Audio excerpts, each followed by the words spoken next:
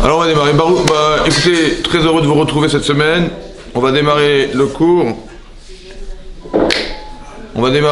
Alors, en fait, on va essayer de parler de... Vous savez, cette paracha cette semaine, elle est juste avant Purim. Et la paracha, c'est paracha de Zachor. Paracha de Zachor, c'est la paracha de Amalek. Oui, on va essayer de réfléchir à cette paracha-là. Alors, c'est marqué dans la paracha de Kitetse, à la fin de Kitetse. C'est marqué Zachor d'Asher Asalecha Amalek Baderer. C'est marqué, rappelle-toi, oui, je traduis, hein, rappelle-toi de ce que tu as fait Amalek, ouais, Baderer dans le chemin, Betsetrem et Misraim en sortant d'Égypte. Donc on va essayer après de parler, d'essayer de comprendre qu'est-ce qui s'est passé lorsqu'on est sorti d'Égypte et qu'on a été attaqué par Amalek. Mais souviens-toi de ça, oui. Asher Karecha Baderer qui t'a refroidi, on va traduire comme ça sur le chemin, Veizane Becha Kolane Cheshel Mariecha. Il a coupé de toi tous les faibles. Je traduis mot à mot. Acharecha derrière toi. Ve'ata et toi, Israël, tu es Ayef ve'yagea. Tu es Ayef fatigué et Yagea et assoiffé. Comme ça on traduit assoiffé. Velo yare Elohim. Par contre, Amalek ne craint pas Hachem. Ve'aya be'aniach Hachem Elokecha lecha. Et lorsque Hachem te laissera, Mikol oivecha, afin de te dispensera de faire la guerre contre tes ennemis, misaviv autour de toi, ba'aretz sur la terre, asher Hashem Elokecha noten lecha, qu'Hachem te donne, les rishta pour l'hériter, timche et zecher Amalek. Donc on nous parle d'effacer le souvenir d'Amalek, mitachat Hashem dessous le ciel, otishkar, n'oublie pas. Donc on voit qu'il y a une mitzvah ici particulière, ouais, d'effacer le nom d'Amalek, encore le souvenir d'Amalek. Ouais, il faut essayer de comprendre ce que c'est cette mitzvah-là, particulière, de se souvenir d'Amalek. Quand on fait allusion, donc, en sortant d'Égypte, de quoi il s'agit, en fait? Alors, on en a parlé déjà, mais dans la paracha de Béchalar, c'est lorsque, après qu'on soit sorti d'Égypte, etc., ouais, on est rentré dans le désert, et là, on s'est plaint dans le désert. On a dit, mais il n'y a pas d'eau à boire, ça fait quelques jours que nous marchons, et donc cette problématique-là de devoir survivre dans le désert a été une vraie problématique de tout le peuple juif. Et ils se sont étonnés, ils ont dit, est-ce qu'Hachem est parmi nous ou pas? Ça veut dire que d'un côté, on se rend compte que Hachem est là, et d'un autre côté, on a l'impression qu'il n'est pas là parce qu'on n'a pas de quoi survivre dans le désert. Et donc cette interrogation-là a engendré la venue d'Amalek. C'est ça qu'explique Rashi. Ouais, que c'est marqué Ayesh Hachem Bekir Benemaim, est-ce que Dieu se trouve là ou pas?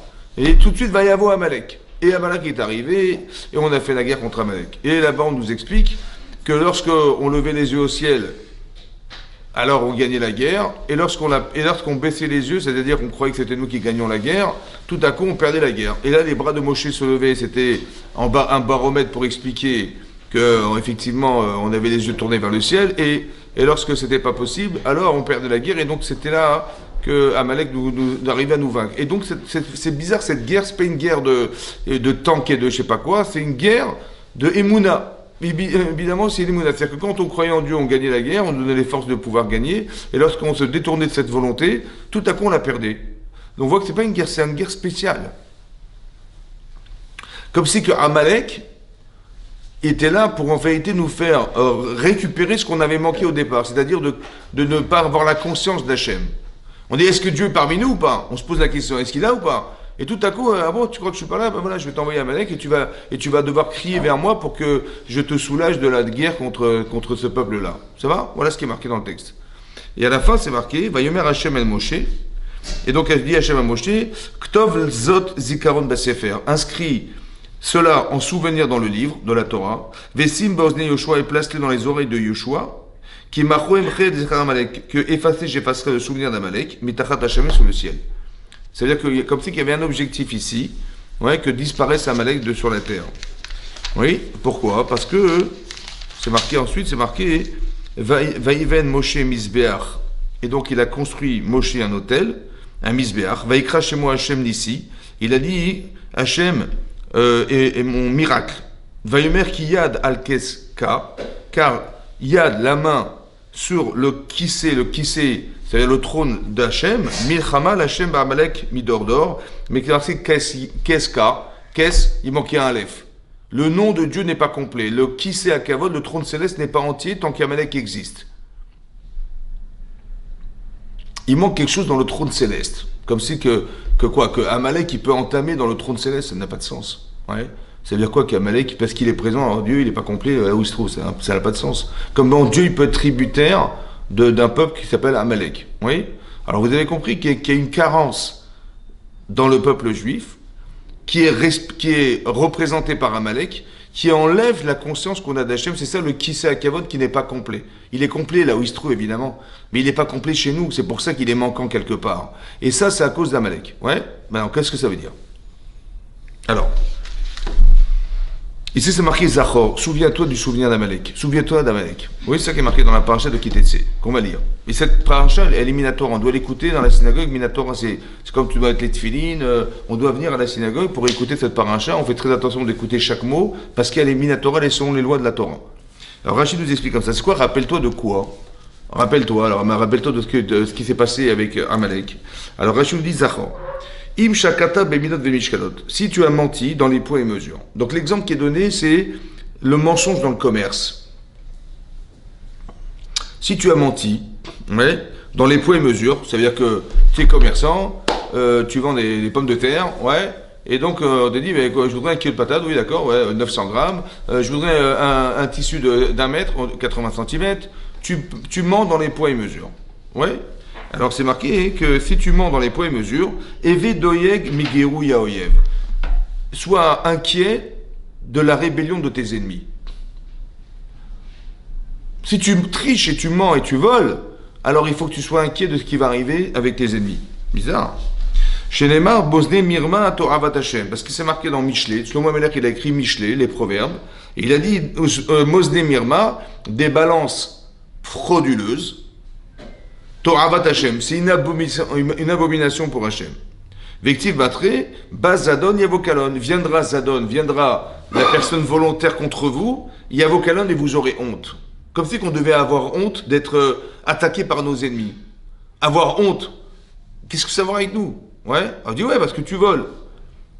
Comme si que la référence au fait qu'Amalek nous attaque, c'est honteux parce qu'on a dû certainement être des voleurs pour engendrer la colère la colère de nos ennemis contre soi. Ça va? Premier enseignement, c'est que il y a comme des vases communicants. Ça veut dire qu'il y a quelque chose qui est vase communicant. Il a enregistré le cours, je ne peux pas faire intervenir. Ah, oui? Oui, parce que je voulais juste savoir si c'était la bonne conférence où j'étais. C'est de qui? Ça s'appelait Un cœur à prendre. Ouais, c'est ici, c'est là. Ouais. Ah, c'est ici. Je fais un cours et après on se retrouve. Et donc, qu'est-ce que je disais? Et donc ça veut dire qu'il y a des vases communicants. Ça veut dire quoi, il y a des vases communicants?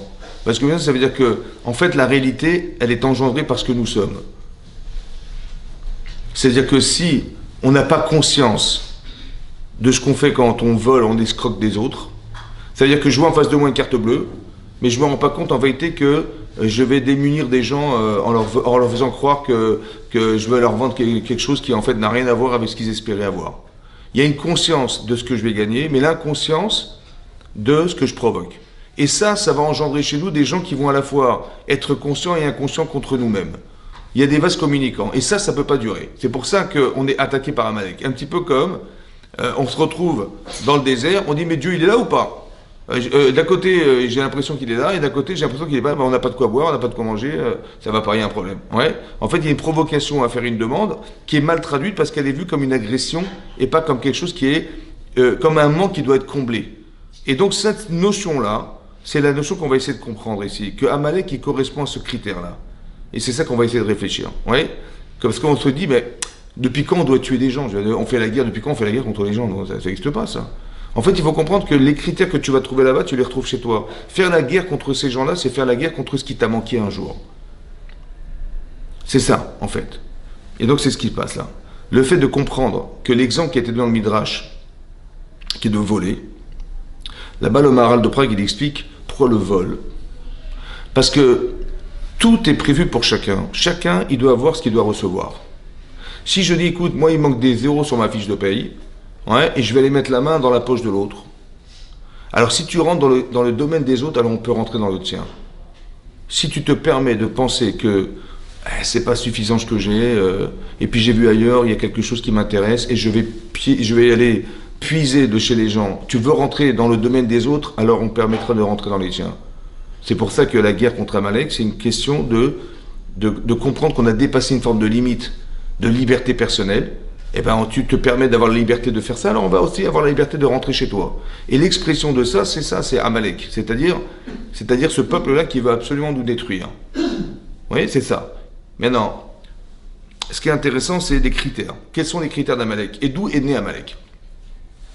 Alors, il y a une Gemara dans Sanhedrin, d'Afsaditet. La Gemara, il explique là-bas que il y a une femme qui était une princesse, en fait, à l'époque. Elle s'appelait Timna. Cette femme, elle voulait se convertir au judaïsme.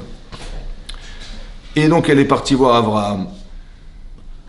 Et elle n'a pas été acceptée, ni Yitzhak, ni Yaakov. Ouais, ils l'ont refusé, cette femme, ils l'ont refusé. C'est comme ça, dit la Gemara dans Sanhedrin, d'Afsaditet. Et qu'est-ce qui s'est passé? Elle n'a pas pu rentrer par la grande porte, parce qu'elle voulait absolument rentrer dans le peuple juif en se convertissant. Elle a dit, si je ne peux pas rentrer par la grande, je vais rentrer par la petite. Et donc, qu'est-ce qu'elle a fait? Elle a été épousée Eliphaz, qui était le fils de Esav, frère de Yaakov Avinu. Et la Gemara a expliqué que ensemble, ils ont eu un enfant, il s'appelle Amalek. Et c'est de là que ça démarre. Maintenant, qu'est-ce qui s'est passé en fait? Pourquoi ils ont engendré un enfant pareil? Ouais, qu'est-ce qui s'est passé? Alors la Gemara a expliqué que Avraham, Israël et Yaakov, quelque part, ils n'auraient pas dû la repousser si violemment. Ça veut dire que peut-être que tu n'as pas envie de la convertir, cette femme, mais il y a une façon de faire. Il y a ce qu'on appelle le fond et la forme. Et la forme n'a pas été... L'obaï, la rachaka, dit la Gemara, il n'aurait pas dû la repousser violemment. Ça veut dire qu'elle s'est sentie frustrée, madame, de ne pas avoir pu rentrer dans le peuple juif. Et cette frustration-là, elle a été engendrée. Ouais, par ses enfants. Ça veut dire qu'elle a été refroidie dans sa volonté de rentrer dans le judaïsme, dans la Torah, et on ne l'a pas accepté. Bon, il y avait sûrement des raisons particulières, parce qu'Abraham, la vocation d'Abraham, c'était de ramener les gens à la Torah, etc. Donc je ne vois pas pourquoi ils n'ont pas trouvé des qualités chez elle qui allaient pouvoir se permettre de pouvoir rentrer dans le cas d'Israël. C'est pour ça qu'elle a été refusée. Ça va? Mais il y a la forme. Et on voit que la forme est très importante. Ça veut dire que quand tu refuses quelque chose, il y a une façon de faire. Et la frustration qu'a vécue cette femme, elle va engendrer un enfant qui va vouloir en permanence se battre contre nous parce qu'on a refusé, comme si elle avait été vexée de ne pas avoir été acceptée, et cette vexation-là va engendrer quelque part un enfant qui va vouloir, entre guillemets, récupérer cette vexation en se vengeant contre nous. Ça, c'est le côté de Timna. Côté de son mari, Eliphaz. Eliphaz, c'est l'enfant de Esav. Et lorsque Yaakov, il a récupéré la bracha de son frère, et que Esav s'est senti, trompé par son frère Yaakov, il a crié Zahaka Gedola Umarad Meod. Il a fait un cri énormissime, qui était amer et profond. Maintenant, il faut savoir une chose, que Esav, c'est pas un homme. Esav, c'est la représentation du peuple et de la nation occidentale. Quand sa mère est tombée enceinte, alors elle a été voir Shem, elle ne comprenait pas ce qui lui arrivait, ça tiraillait dans son ventre, elle avait un enfant qui était bizarre. Il était très très violent à l'intérieur de son ventre. En fait, elle en avait deux. Et elle a été voir Shem, il lui a dit, écoute, tu n'as pas deux enfants, tu as deux nations dans ton ventre. Deux nations. Ça veut dire qu'il faut comprendre qu'elle porte en elle la nation occidentale et la nation orientale. C'était ça. Elle portait deux enfants qui étaient... Donc il y avait Yaakov d'un côté, et il y avait Esav de l'autre. Donc il ne faut pas regarder Esav comme un être humain, comme un homme lambda. Il représente à lui tout seul, c'est comme ce petit pépin-là, qui va représenter l'arbre qui va pousser avec tout ce qui va pousser derrière. En fait, tout est concentré dans lui. Tout est concentré dans cet homme. Et cet homme-là, il a été aussi trompé par Yaakov Avinu. Et donc, il va dire à son fils Eliphaz, écoute, si tu vois ton oncle Yaakov, tu le tues. Ça va? Maintenant, Eliphaz, il est embêté parce qu'il rencontre Yaakov. Il dit d'un côté, j'ai appris la Torah chez mon père, et j'ai appris la Torah chez mon grand-père qui était Israël, et je sais qu'on ne tue pas les gens. Et d'un autre côté, mon père m'a demandé de le faire, donc j'ai une misva d'honorer la volonté de mon père, et d'un autre côté, je sais qu'on ne peut pas tuer, il ne sait pas quoi faire. Alors qu'est-ce que lui a dit Yaakov? Il a dit, écoute, c'est pas grave, tu vas me dépouiller, voilà, tu vas te donner tout ce que j'ai, et comme un pauvre est considéré comme un mort, entre guillemets, ça veut dire qu'il peut pas, il est un peu mort dans la mesure où il ne peut pas subvenir à ses besoins, alors tu m'auras un peu tué sans m'avoir tué. Il dit, ok, d'accord, donc il a pris ses vêtements, ses machins. Mais regardez c'est qui cet homme, Eliphaz. Eliphaz, c'est quelqu'un qui n'est pas clair. D'un côté, il dit, mon père, il m'a demandé de te tuer. Mais c'est n'importe quoi. Je dis, est-ce parce que ton père, il demande de tuer quelqu'un que tu vas le faire? Il dit, oh, mais c'est une mitzvah. Mais c'est pas une mitzvah. Donc vous avez compris qu'il est un peu dérangé dans le sens où il ne sait pas choisir. C'est quelqu'un qui est à la fois conscient que son père lui a demandé de faire un crime et d'inconscient de la gravité de ce qu'il va faire. Il est dans cette... Et bien ce personnage-là, il va s'épouser une femme qui a été très profondément frustrée de ne pas avoir été acceptée, et ça va créer Amalek. Ça veut dire que les deux paramètres que je vous en train de vous dire, c'est ce qui a été engendré par ce couple, en fait, qui d'un côté a été fortement frustré de ne pas avoir été accepté, et ça va engendrer un désir d'éliminer celui qui m'a fait honte, celui qui n'a pas accepté que je suis, ça va? Et d'un autre côté, avoir un être qui va être à la fois conscient et inconscient. Inconscient de ce qu'il veut faire et inconscient des conséquences graves qu'il va vivre. Ça va? Voilà, c'est ça un peu ça. Ok? Maintenant, tout ça, c'est engendré par quoi? Parce que dans le peuple juif, il y a des gens qui ne sont pas conscients non plus. C'est-à-dire qu'on est des fois inconscient de ce qu'on fait. À la fois, tu dis, je suis commerçant, mais en fait, je trafique, je magouille, je vole. C'est ça. Zachor, rappelle-toi que si tu trompes les gens dans les poids et mesures, alors tu vas engendrer la colère d'Amalek. C'est ça qui va se passer. Comme si qui c'est qui donnait du pouvoir à nos ennemis? Ben c'est nous. C'est ça qui est marqué. C'est incroyable. Ça veut dire qu'on est agressé parce qu'on a mal agi. On est agressé parce qu'on n'a pas réussi. Maintenant, il faut juste comprendre que psychologiquement, quand on vole, on est à la fois conscient et inconscient. Conscient parce qu'on sait ce que ça rapporte et inconscient de ce que ça entraîne. Et ben ça vient de qui ça? Ben c'est ça. Et ben tu vas être agressé par des gens qui te ressemblent. Et tu vas faire la guerre contre des gens qui te ressemblent. Comme si quand il fallait te dire, ben, tu vas tuer cet homme. Je dis, comment je tue personne? Il dit, oh, mais pourquoi je le tue? Parce que regarde, voilà ce qu'il est.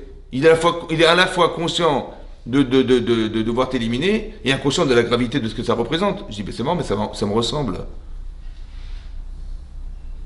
C'est marrant, ça me ressemble. Comme si tu devais dire, mais attends, mais faire la guerre contre ça, c'est peut-être faire la guerre contre soi. Peut-être qu'il aurait fallu que je sois conscient de ce que je fais. Jusqu'au bout. Et ça, c'est ça la guerre contre Amalek. C'est ça de dire que le Kissa Kavod n'est pas entier. À la fois tu sais qu'il est là, et à la fois tu te dis il n'est pas là. Et à la fois il est là, Hachem, et des fois il n'est pas là. Et dans ce qu'il n'est pas là, hein, il ne faut pas se dire il n'est pas là. Non, il est là. Seulement il se cache, ça veut dire qu'il a besoin que tu le retrouves, il a besoin que tu le cherches, il a besoin qu'on arrive à avoir cette conscience qui n'est pas forcément réalisée parce qu'on s'oublie, parce que vous avez compris? C'est ça, faire la guerre. Ensuite c'est marqué ici comme ça. Asher karecha baderer. Il y a trois explications de ce que veut dire karecha en hébreu. Soit ça veut dire il t'a refroidi. Kar en hébreu c'est froid. C'est quoi froid? C'est qu'il fait tout en vérité pour éliminer tout ce qu'Hachem il a pu faire autour de nous. Je vous explique. Quand il y a eu les 10 plaies d'Égypte, quand il y a eu l'ouverture de la mer Rouge, quand il y a eu le Matan Torah, il y a eu une information qui a été diffusée dans le monde qui est énormissime. Les gens ont dit, voilà, c'est ça Dieu, ouais, c'est ça. Il nous a libérés de l'esclavage de dizaines et dizaines d'années d'un homme surpuissant qui s'appelait Paro, qui était un oppresseur sans nom et qui a essayé de nous écraser, de nous tuer en fait par le travail. Si vous voulez ce qui s'est passé pendant la Shoah, pendant X années, mais ça a duré 86 ans en Égypte, c'est assez énorme. Il a voulu nous exterminer dans les camps de travail de l'Égypte. Voilà ce qu'il a essayé de faire. Et quand il n'a pas réussi, il a essayé de nous tuer en demandant à des sages-femmes de tuer les enfants qui étaient là, qui naissaient tous les jours. Et miracle, pur miracle, plus il nous accablait, plus ça se multipliait, c'était impensable. Mais quelque part, ça veut dire quoi? On est sorti de là. Ça veut dire que la plus grande puissance du monde a été anéantie par les plaies d'Égypte. Et quand les gens ont vu ça, Vaïeshamou Amim, ils ont entendu les peuples, Vaïrgazoun, ils ont tremblé, en sachant que, voilà, la puissance d'Hachem qui fait la justice dans le monde, quoi. C'est énorme. Qu'est-ce qui s'est passé? Ils ont tremblé d'entendre ça. Et lui, Amalek, il va faire la guerre contre ça. En fait, qu'est-ce qu'il essaie de faire? De refroidir ce qu'Hachem a essayé de provoquer. Il veut refroidir ce qu'Hachem a provoqué. Ça veut dire que toute la Hirat Shamaïm qui a été développée par le fait de la sortie d'Égypte, il va essayer de refroidir ce sentiment-là. C'est ça, Karecha Baderer. C'est ça.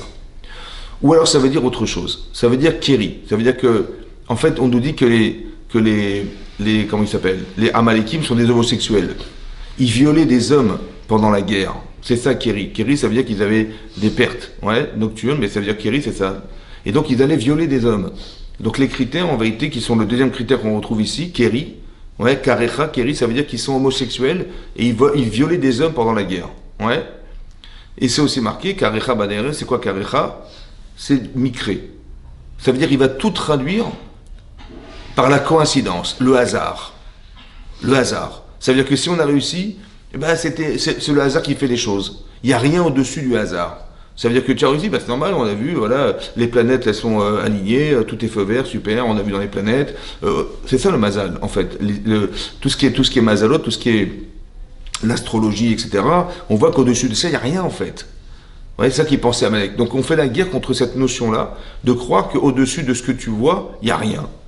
Ouais, et c'est ça la guerre contre Amalek aussi. Mais il a voulu te refroidir, ou il a voulu envie te violer, ouais, ou il a voulu en fait enlever toute l'humanité qui est en toi, et aussi il a voulu te dire que mais de toute façon la mer s'est ouverte, on a eu du pot, on a fait la guerre contre un machin, on a eu de la chance. Tout a été déjà dicté depuis le départ. Partez du principe que tout est déjà prévu depuis le départ, et donc tu vis en vérité ce qui est prévu. Alors que nous on pense pas du tout, il n'y a rien n'est prévu. Vous avez compris? Il fallait que tu sors d'Égypte, oui, c'était prévu, il fallait que je sais pas quoi, ça fait partie de ton destin, on va dire. Alors que nous, on pense pas du tout que c'est un destin. Le destin, c'est nous qui le construisons. Ouais. Lui, non, tu es privé de ton destin, tu es victime de ton destin, c'est ça. Et c'est ça. Et donc c'est la guerre contre ça, en fait. Il a voulu te refroidir, il a voulu, en fait, te violer, il a voulu, en fait, te faire croire qu'au-dessus du destin, il n'y a rien, c'est ça. Achak arecha baderer. Vaïzanev becha. C'est quoi Vaïzanev? En fait, qu'est-ce qu'il faisait à Amalek? Ouais, il faisait la guerre contre nous et il tuait des juifs, il leur coupait il leur coupait carrément le sexe. Et Zanev, c'est ça, il coupait le sexe des gens, il les jetait en l'air en disant c'est ça l'alliance que tu as contractée avec Dieu, voilà ce que j'en fais de ton alliance. C'est-à-dire qu'il y a quelque chose de très violent, ouais, qui est contre la sainteté du clan Israël, l'alliance qu'on a contractée avec Hachem s'appelle la Brit Mila. Et c'est vrai qu'on voit qu'il y a des gens qui font ça aujourd'hui encore. Ouais, ils sectionnent carrément le sexe des hommes, ouais, il les jette en l'air pour dire voilà, c'est ça l'alliance que tu as contractée avec Dieu en faisant la circoncision, voilà ce que j'en fais de ta circoncision. Et donc il y a une virulence on va dire anti-Dieu dans ces paroles. On a refusé, alors je lui dis comme si que ce qu'avait engendré sa mère, qui était Timna, ça avait engendré chez eux une volonté profonde de détruire ce qui avait été l'objet de leur frustration personnelle. Vous avez compris? C'est ça. Et donc, il y a quelque chose de très violent derrière, il y a quelque chose de destructeur, c'est ça qui est marqué là. Tous les faibles. Oui, et donc, ça veut dire que ces critères-là, on doit les retenir. Ça veut dire que quelque part, on nous apprend une chose importante, c'est que faire la guerre contre le mal, c'est déjà en fait peut-être de faire la guerre contre son mal. Et qu'en projection de ce qui ne va pas chez toi, comme si que Amalek n'était que le miroir de notre décadence personnelle. Amalek n'est que le miroir de ça. Et il l'utilisait juste pour un rappel. Un rappel, ça veut dire que tu vas voir que ton manque d'émouna, ton manque de croyance, va nourrir en vérité cette relation avec Amalek. Et c'est ça qui va se passer. Et il va venir juste, en fait, quand ça ne va pas chez toi, sur le plan spirituel, tu vas voir que Amalek va apparaître. Il va y avoir Amalek à ce moment-là. Ouais. Donc, il veut dire que, voilà, c'est-à-dire que quelque part, il y a quelque chose de très intéressant à voir ici. C'est que si tu corriges ce que tu vis mal, alors tu verras que le pouvoir qu'ils ont disparaît. On n'a pas besoin de faire la guerre contre eux, en fait. Quelque part, vous avez compris que c'est une guerre spirituelle, mais qui est interne. Quand tu vois des formes de défaillance intérieure qui font que tu trouves que tu n'as pas assez d'argent, tu n'as pas assez de moyens, tu n'as pas assez de pouvoir, et tu vas te permettre de priver les autres d'un pouvoir sous prétexte que, ça c'est antinomique avec la volonté qu'Hachem a de faire gérer ce monde dans lequel nous trouvons. Alors tout de suite, clac. Ou quand on ne croit pas en Hachem, tout de suite, ouais, c'est ce qui est marqué dans le Midrash, qu'on a rapporté, c'était que c'est comme un père, il tient son fils sur ses épaules.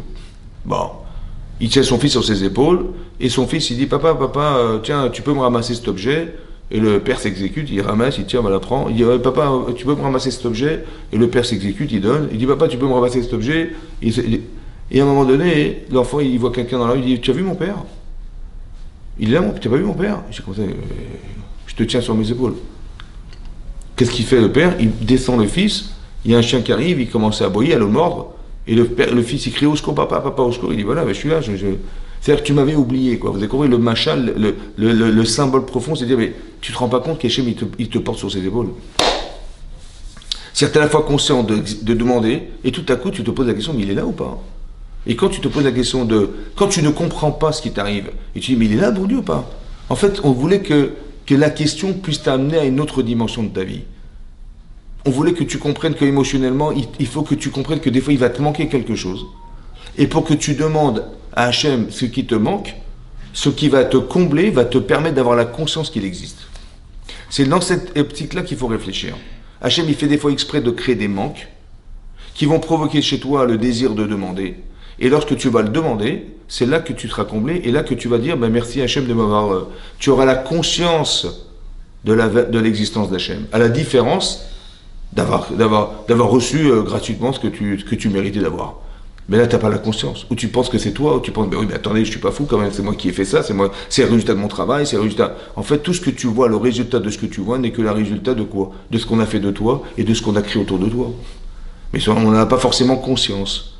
Ouais, si tu vois, ben c'est grâce à Dieu, si tu entends, c'est grâce à Dieu, si tu comprends, c'est grâce à Dieu, si tu arrives à parler, à te mouvoir, c'est grâce à Dieu. On n'a pas conscience que c'est lui qui. On croit que non, mais attendez, je suis pas fou, c'est moi qui ai fait, c'est moi qui ai organisé, c'est moi qui ai réalisé. En fait, mais grâce à qui? Et là, on oublie. Donc on dit, à la fois il est là, mais à la fois il n'est pas là. À la fois il est là, à la fois il n'est pas là. Alors quand tu crois que c'est toi, alors on va créer quelque chose qui va te démontrer que c'était lui. Par exemple, Hachem, il peut créer des situations d'handicap total, c'est-à-dire, on ne pourra rien faire, un petit peu comme, tu vas te retrouver dans la mer Rouge. D'accord? Maintenant, tu vois les Égyptiens qui arrivent, tu es à droite et à gauche le désert, et derrière toi, il y a la mer Rouge. Et tu es pris en étau, devant toi, il faut faire la guerre, mais tu es incapable de te battre. Rentrer dans le désert, il y a des animaux sauvages qui étaient à la frontière du désert, tu vas pas t'en sortir. Et d'aller nager dans la mer, non plus, c'est pas possible. En fait, Hachem, il a créé cette situation d'handicap, c'est-à-dire que tu ne peux rien faire. Tu dis, mais elle est où la solution? Ben, il n'y en a pas. Il n'y en a pas. Qu'est-ce que tu veux faire? Tu veux te battre? Tu ne sais pas te battre. Tu veux rentrer dans le désert? Tu vas te faire bouffer par les... Tu veux rentrer dans la mer? Tu vas nager jusqu'où? Il n'y a pas de solution. Alors, mais c'est Hachem qui l'a pensé, c'est lui qui l'a fait. Pourquoi il a fait ça? Il a fait ça pour que tu l'appelles. Ça veut dire qu'au lieu de t'angoisser, de te dire mais il n'y a pas de solution, alors tu dis j'ai compris. J'ai compris. Quand il n'y en a pas, je n'ai pas besoin d'attraper un ulcère à l'estomac, ni de me rendre malade. J'ai très bien compris que quand il n'y a pas de solution physique, c'est une manière de lui demander de nous aider. Ça va? Et donc quand tu verras que tu vas demander, parce qu'il a besoin que tu lui demandes. Parce que pourquoi il a besoin? Il n'a pas besoin de toi en fait. Il a besoin de créer la conscience qu'il existe chez toi. Alors comment il fait? Il crée un manque. Et la proportionnalité du manque va révéler la conscience. Plus c'est compliqué, plus il va intervenir à la proportionnelle de ce qui te manque. Qu'est-ce qui va se passer? La mer va s'ouvrir. Ça veut dire que tu dis mais c'était impensable. Il m'est arrivé un truc dans ma vie, impensable. La mer s'est ouverte.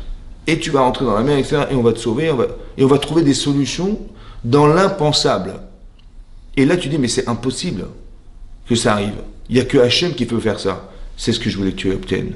Je voulais que tu dises, c'était moi. Je voulais absolument créer ce lien avec toi. Je voulais absolument que j'existe vraiment chez toi. Et là, le Kisei Kavod, il est complet. Vous avez compris? J'aurais tellement aimé que tu arrives à avoir conscience que j'existe. Donc Hachem, il crée des situations dans la vie où effectivement il n'y a pas de solution. C'est vrai, des fois je dis, je ne sais pas comment faire, je ne m'en sors pas. Et en fait c'est volontaire, mais pas pour n'importe qui, c'est volontaire pour des gens qui ont une capacité à pouvoir absorber Hachem dans leur vie.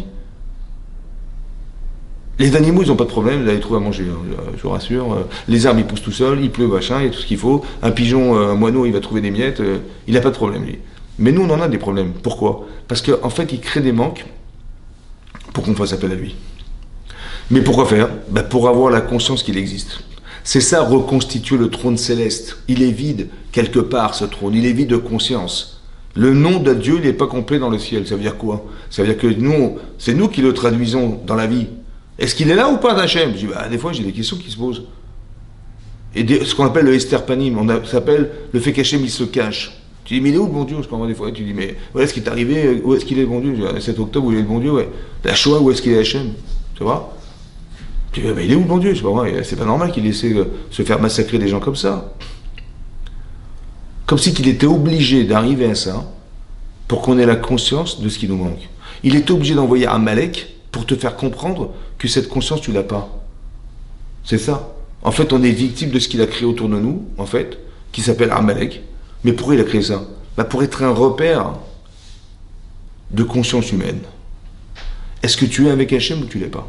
Et quand tu l'es, il se passe bien. Et quand tu l'es pas, Tu respectes pas la Torah, tu respectes pas Hachem, tu respectes pas la croyance que tu en as, bah, tout à coup, on est dans la jungle. Il y a une folie, quoi. Ça veut dire qu'il y a deux contextes possibles. Un contexte où on se sent exister, un contexte où on a l'impression qu'on est victime des autres, quoi.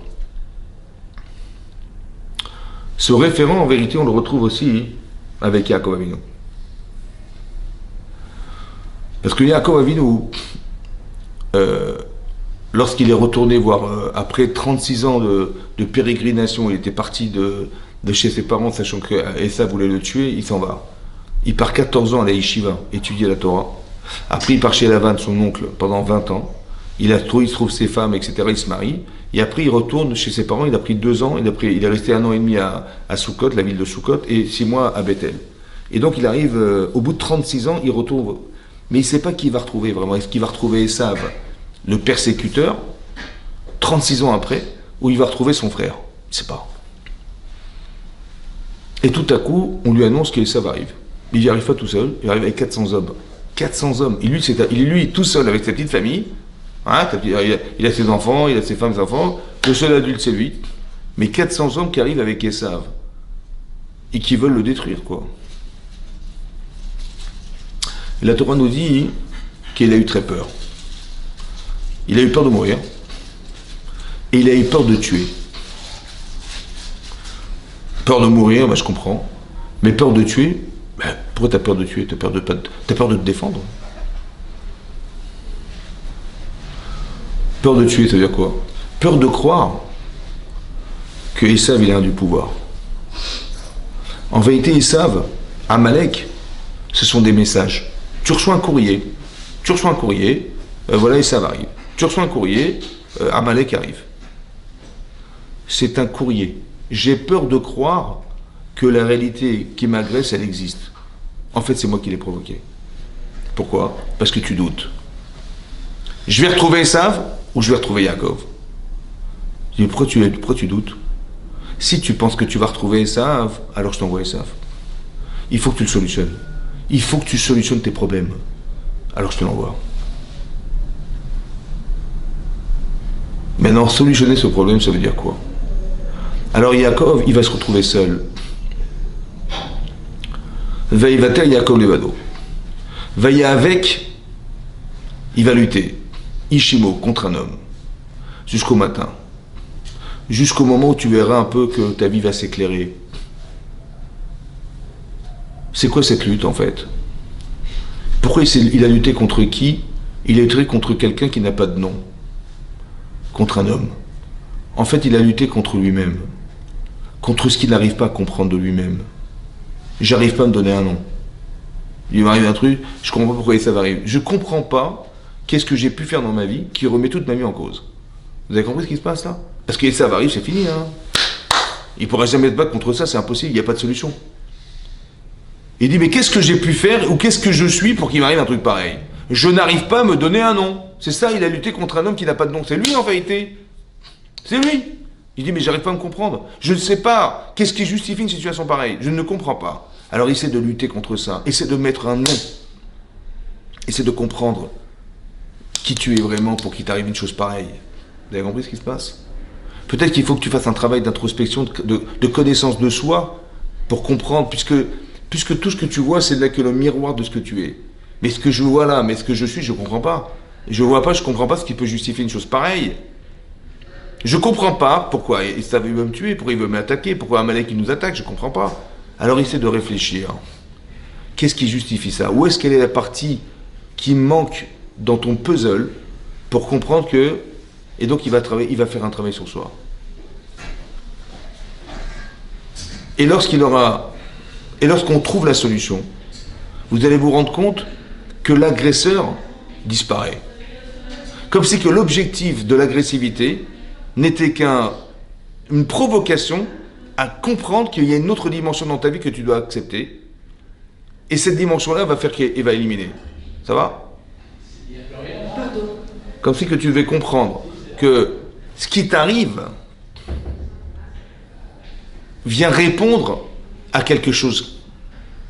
C'est qu'on avait expliqué que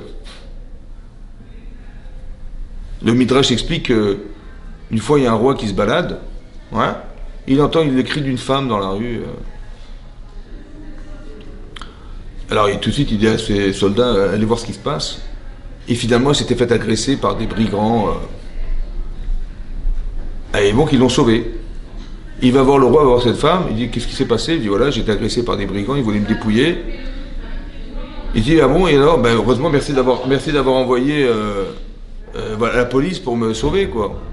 Il dit, ok, mais qui vous êtes? Il dit, ben voilà, je suis une princesse. Il dit, ah bon, de quel pays, de quel endroit? Et puis lui, il s'intéresse à elle. Il dit, il s'intéresse à elle, il l'interroge et tout ça, et puis il voulait absolument la revoir, mais elle ne s'intéresse pas à lui. Et donc elle s'en va. Bon, qu'est-ce qu'il fait, monsieur le roi? Il envoie des brigands chez elle. Bon, et elle crie au secours. Et il envoie la police. Et on la sauve. Et après il va la voir, elle lui dit, bah écoutez, merci encore une fois d'avoir envoyé la police qui m'a sauvé. Il dit, madame, c'est moi qui ai envoyé les brigands. Pardon? Oui, c'est moi qui avais envoyé les brigands. Mais vous êtes fou. Je dis, non, j'ai envoyé les brigands parce que je voulais absolument que vous m'appeliez. Je voulais réécouter votre voix. Ça veut dire qu'Hachem, il crée des situations parce qu'il a l'impression qu'on n'est pas assez près. On n'est pas assez proche. Il n'y a pas de fréquence. Il n'y a pas de fréquence. J'avais envie de réécouter. J'ai envoyé les brigands juste pour réécouter votre voix, que vous m'appeliez encore une fois.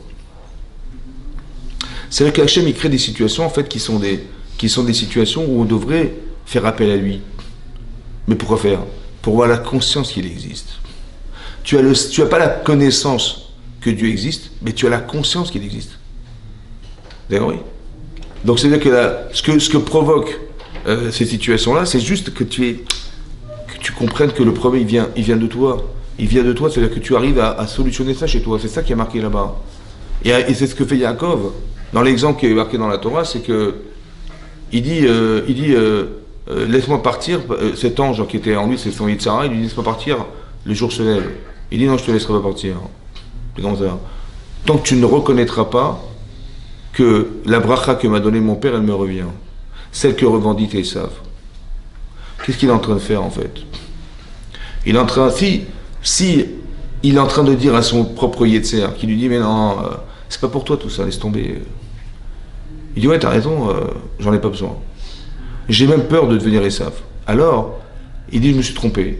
Alors comme c'est que je devais me convaincre, je te lâcherai pas tant que tu ne béniras pas. Ça veut dire, il faut que tu reconnaisses que ce que j'ai refusé, je l'accepte dorénavant. Et j'étais un truand là, et je pensais que ma vie elle se faisait en truandant les gens. Je me suis trompé. Il y a une autre façon de vivre. Ouais. Il faut que j'arrive à me convaincre que c'est pas la bonne manière de vivre. Il y a une autre façon d'exister. Vous avez compris? Comme si que tout ce que mon Yetzirah me propose et que j'ai accepté, et c'est ça qui provoque en fait ce qui m'arrive, il faut que je me dise non, je suis désolé, c'était pas la bonne solution, c'était pas la bonne proposition, c'est pas ça que j'aurais dû accepter, j'aurais dû accepter autre chose. Et ce fait que tu changes, que tu acceptes d'être un autre homme, eh ben tu verras que l'agressivité qui vient pour provoquer cette situation, elle va partir. La preuve, c'est que Esav arrive et il embrasse Yaakov. Et il lui dit, Yaakov dit, mais écoute, je t'ai envoyé des présents. Il dit, mais j'en ai trop de présents, je ne sais même pas où les mettre. Il dit, ce que t'es toi, reste à toi. Ça veut dire que là, tout à coup, Esav, il reconnaît que la bracha qu'il a reçue de son père, elle lui revient. Mais comment ça se fait qu'en une seule nuit, il ait changé d'avis? Comment ça se fait qu'Esav, il a tout à coup changé d'avis? Vous savez pourquoi? Parce que c'est ce qu'a solutionné Yaakov. Comme il s'est convaincu que ce qu'Hachem lui avait donné, c'était ce qu'il devait recevoir, alors celui qui est le représentant de ce manque, il va disparaître. Il va dire, tiens raison, ça, c'est un truc de fou, ça. C'est-à-dire que ce qui nous arrive est la projection de ce que nous sommes. La projection, c'est-à-dire que si tu as des carences, tu vas le voir. Si tu as des forces, tu verras. Et donc, on ne doit pas se dire, ah, mais qu'est-ce qui m'arrive? On essaie juste de comprendre que ce n'est que la référence. D'accord? Ça veut dire que Amalek n'a de sens que pour remettre en cause des notions de conscience. C'est pour ça qu'on a gagné la guerre parce qu'on a prié. C'est incroyable. On a fait la prière, on a gagné la guerre. C'est pas... Mais non, prends des armes, va te battre. On a pris les armes, mais en fait, on a très bien compris qu'on a gagné parce qu'on avait confiance. On a compris que ça venait pas de nous, en fait. Et si tu penses que c'est toi, alors c'est toi, vas-y, débrouille-toi. Et si tu penses que... Mais c'était pas ça l'objectif. L'objectif, c'est pas de croire qu'on va se débrouiller seul. C'est que des situations pareilles, en fait, on se rend compte que Il y a des fois des situations pareilles où on se dit, mais comment on va faire? La Gemara, elle dit, vous savez, il est marqué dans la Tfila, Akel Agadol Agibor Vanora. Dieu puissant, redoutable, et quand ils ont vu, Rachamim, que le Beth Amikdash a été détruit, on était envahi par les Romains, etc., ils ont dit, bon, on va enlever Gadol Venora, on va l'enlever grand et redoutable, jusqu'à ce que les Rachamim, ils ont dit non, parce que c'est impossible qu'un petit mouton, il puisse vivre autour de 70 lots. Il dit ça, c'est Gadol Venora, ça. Ça, c'est grand et redoutable. Comment c'est possible? Un petit mouton, là, au milieu de...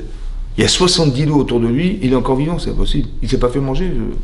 Il dit, mais ça, c'est la force d'Hachem, ça. Ça veut dire qu'on est indestructible, quoi. C'est un truc de fou, quoi. Mais tu le sais, c'est comme ça.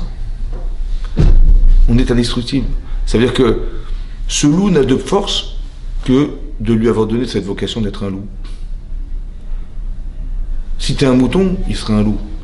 Et si tu te sens fort dans tes convictions, il n'y aura jamais de loup. C'est incroyable. C'est comme si on nous invitait à réfléchir et nous dire, mais est-ce que tu es assez juif? Est-ce que tu respectes assez Hachem? Est-ce que tu respectes vraiment ce que tu es vraiment? Vraiment tu respectes ça? Et si tu ne le respectes pas, ben tu verras que il y a marqué l'exemple, c'est que tu ne respectes pas la loi. Tu voles, tu fais croire que machin, c'est pour expliquer, c'est un exemple pour expliquer, mais est-ce que tu es conscient de ce que tu fais dans ta vie? Tu vois? Est-ce que tu es conscient que la chance qu'on a d'être sur Terre, c'est d'avoir pouvoir accéder au Olam Haba? Tu mets dans ta main l'infini, et tu mets les intérêts que tu as de vivre sur Terre pendant 120 ans. Tu as l'infini, tu as 120 ans. Qu'est-ce que tu devrais choisir? 120 ans, et tu as l'infini. Ben, sinon, on va s'occuper de l'infini. En fait, on ne s'en occupe pas, c'est ça le problème. On est à la fois conscient qu'on est sur Terre, on a une chance incroyable de pouvoir exister sur Terre et de s'attacher à Hachem, de faire les mitzvot, et c'est ça le patrimoine qu'on aura un jour. On a conscience de ça, et à la fois on fait exactement l'inverse, quoi. On s'occupe plus de comment je vais manger demain matin que comment je vais réussir à devenir un tzaddik dans ma vie, quoi. Et ça, c'est ça le dilemme. On est dans ces deux problématiques-là, ouais. Et c'est ça. Et donc, on nous rappelle à l'ordre, entre guillemets, on n'est pas en train de faire la police, c'est de comprendre simplement des phénomènes, ouais, que la frustration qu'on a créée, elle se retourne contre nous-mêmes. C'est ça que la Gemara, il y a une Gemara dans Sota, dit là-bas, hein, il y avait un rav qui s'appelait Rabbi Yeshua ben Prachia. Et il avait un élève. Et on dit cet élève, c'était Jésus. Ouais. Qu'est-ce qui s'est passé? Il a reçu un courrier Rabbi Yeshua ben Prachia de Rabbi Shimon ben Chetar, qui lui dit, écoute, tu peux revenir à Jérusalem. Cette Gemara, elle a été censurée dans le chasse. Dans certains chasses, dans le Talmud, elle a été censurée par les chrétiens qui l'avaient enlevée et on l'a retrouvée. Mais quelque part, c'est marqué là-bas, hein, qu'il dit, ah, super, donc je peux retourner à Jérusalem. Il s'était sauvé à Alexandrie en Égypte.